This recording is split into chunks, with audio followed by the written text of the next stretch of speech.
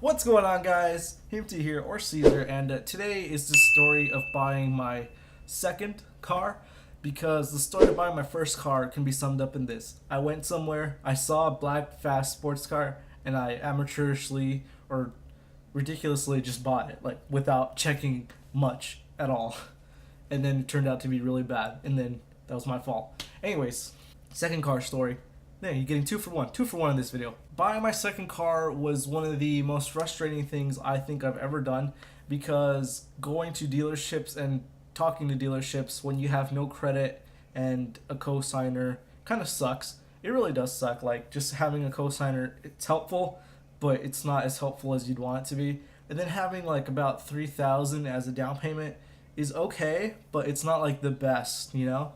So, as if you don't know, I have a Honda Civic, a 2016 Honda Civic LX. You know, just the base model.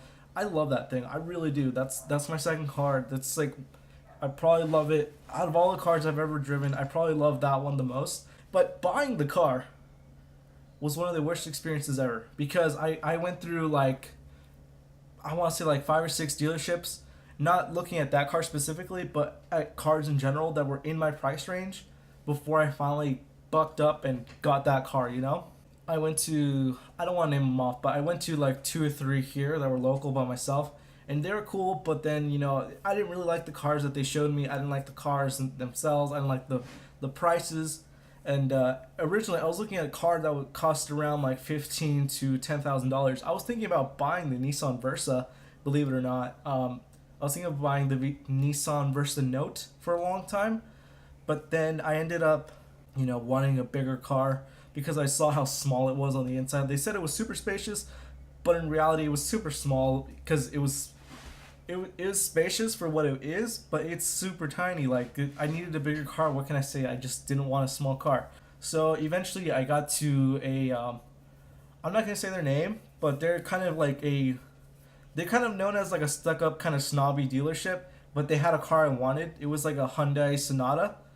They had that one at a good price, but then like they weren't flexible on their pricing at all. They said, this is what you're gonna pay. You're gonna pay this. Like, we're not changing anything for you. And it's like, I remember the salesperson was nice, but it was the financial manager that I really didn't like. Because if you see this, screw you, by the way, I hate your guts to this day.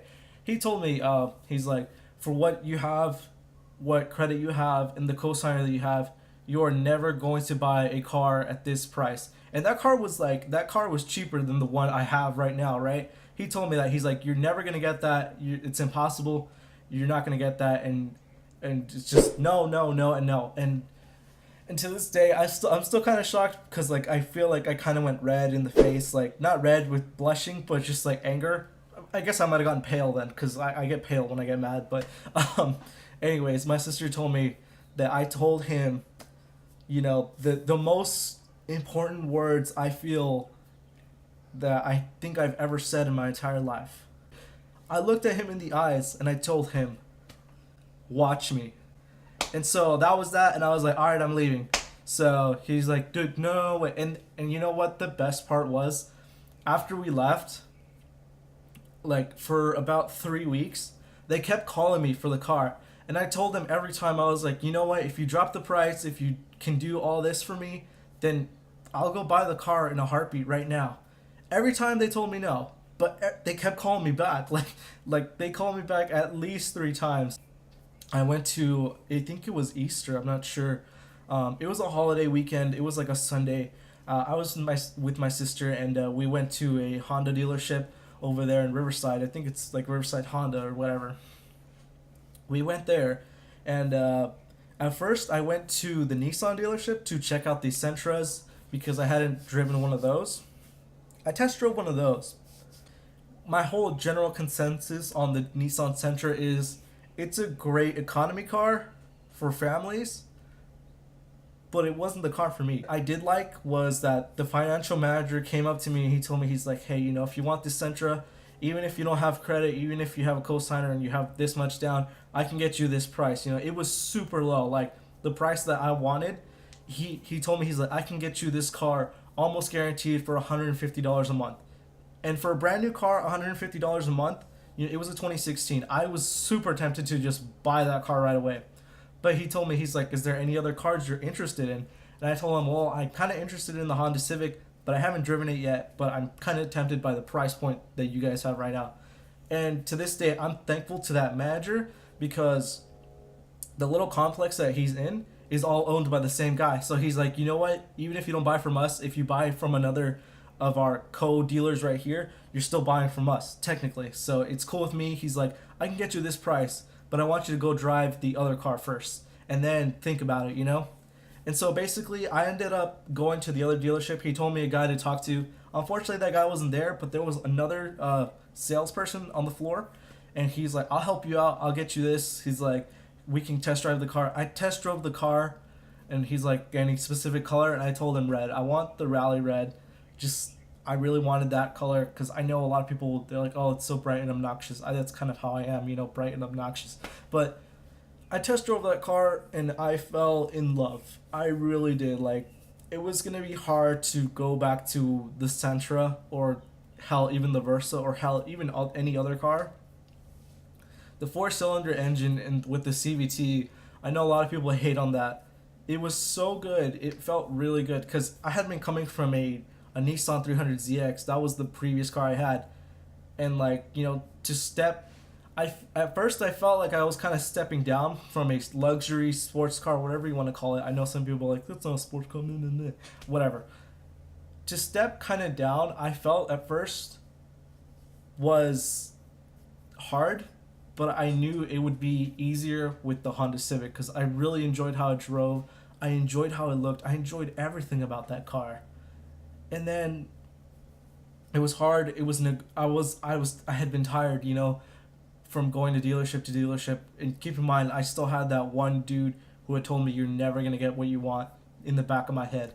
And this car was like 5 or 6 grand more. Actually, I think it was like almost it was almost 8 grand more than the previous car. That guy who had told me I was never gonna get a car. So we were talking, and then I told them, here's what I want down. Here's what I want to pay a month.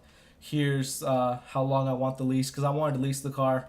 And then they told me like, oh, we can't do that for you. And then at this point I didn't care. I did not care at all. I was just ready to go. Like, I'm like, all right, not for me. I was gonna leave.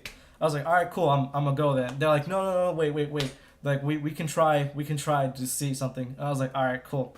So they went and they told me this price, and I was like, no, I'm still, thanks for trying, but I'm gonna go. And they stopped me again. They're like, all right, tell you what, if you can guarantee you're gonna buy a car today, I'll talk to the manager and I'll make sure it's this price for this, and you'll only pay so and so. And I was like, yeah, you. And he's like, but you have to guarantee. I was like, all right, I told the financial manager, I was like, if you can get it at this price for this much down, this much a month, I'm down for it. I'm down to buy it today, right now.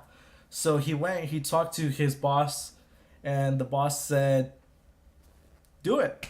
And so eventually with that, I came out with a brand new car it only had like 5 or 6 miles on it. Brand new car, the car I wanted, car that drove nice, car that feels awesome, car that I still drive to this day so many months later. I was so happy that I got the car that I wanted. But here's the best part about that story, right? You know how I told you I had been rejecting the other people's calls for a bit? They called me about a week into it, and they told me, they're like, hey, do you want the car? And I was like, what happened? Because last time I had talked to them, they said they had sold a car. And I was like, okay, like, that was nice, but okay, whatever. They had just called me to tell me that. This time when they called me, they're like, hey, the other person couldn't pay, so we had to bring the car back. We can give it to you at a discounted price now. And I was like, no. And they're like, are you sure you don't want it? I was like, yeah. They're like, are you still in the market for a car? I was like, no. And they're like, oh, really? And the guy asked me what happened. And I was like, you know what? I got a car, the car that I wanted for the price that I wanted, even though your financial manager had told me, no, I was never going to get that. And guess what? I got the car. And I just hung up the phone. I was like, I hung up the phone. I felt bad for hanging up on that guy because he was cool, like the salesperson, not the financial manager. But it felt good to prove that other person who had told me no so many times that I was never gonna get this car for that price. He had built that car up on a pedestal, and then by the time I realized it, I had I had stepped up to a different car that was on an even higher pedestal than his car, and I could basically kick his car down. That was one of my proudest achievements. I know it wasn't exactly like the biggest achievement to a lot of people, but to me, it was one of my proudest moments where it's just like, this is mine, you know? I'm so happy. And yeah, guys, just a quick story about, quick story, probably like 10, 15 minutes long. Just a story about buying my second car because it was a struggle, man. It really was. It was a struggle finding a dealership that was gonna work with me for the prices that I wanted, for the down payment that I wanted, and yeah, it was hard. Honestly, it was hard to find that, but you know what you want, and you'll get what you want. That's what I wanted, and I eventually got it.